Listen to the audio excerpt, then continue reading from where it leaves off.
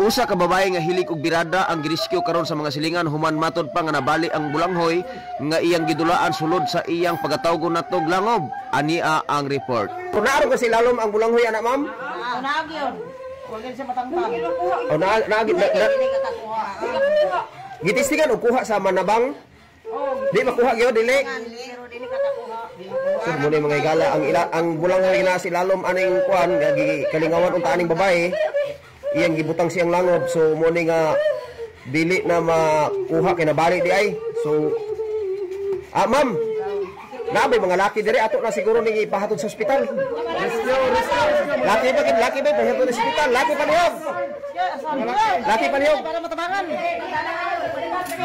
Dalo na lang sa ospital, palihog laki dalo sa ospital na. So mo ni mga higala no ang babae nga iyang gibutangan ang iyang pagkatawgon natog langob sa kanang gitawag og bulanghoy kay hilig lagi nga babae og lingaw-lingaw gibutangan niya bulanghoy walay swerte na bali sa ilalom sa iyang langob ang pagkatawgon natog bulanghoy. So ayaw daw kuno kayo ayaw daw ikipi kuno bay. Ayaw kuno ikipi. Medyo ra ibikang. Dalan niya sa kuan ay sakyanan ilang gidala na anay sakyanan sa kalsada.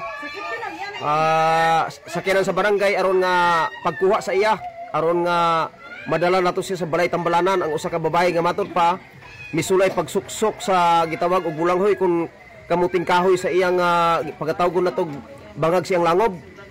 Okay, atong istoryahon pod ang kuano kanay atong kasamahan sa Labaon TV, si kuan kasamang Michelle kalabot nini. So kasamang Michelle, mas maayo kini kakaron unsa may gawas kang kasamang Dani, unsa poy nakuha ni mga impormasyon kalabot sa mga ginikanan or silingan ni ining maong babae?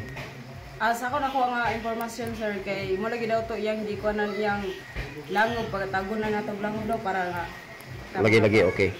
Di butangan niya kanang balanghoy mo to nga grabe gid yang kuan niya. Itong gidala siya sa doktor lagi de. Unsa man to iyang giligwat mo nga bali? O wala na siguro si kapugong? Wala na gito niya napugan sir or dani gito'y baktad siguro mong nabali sa ilalom ba? Duda nimo dunay baktad ang kuan na baktaran ang gitawag og bulanghoy mo tong nabali? Nabali gid sir nabilin ang kuan ba sa ilalom. Dako bang nabilin? Dako di ka bulanghoy dako? Dako gid sir. Dako gid siya. Sus, asa ka bukton dako pa sa bukton bulanghoy? Bagtak. Siguro dili sa bagtak sir. Gamay-gamay sa bagtak. Sakto ra yun.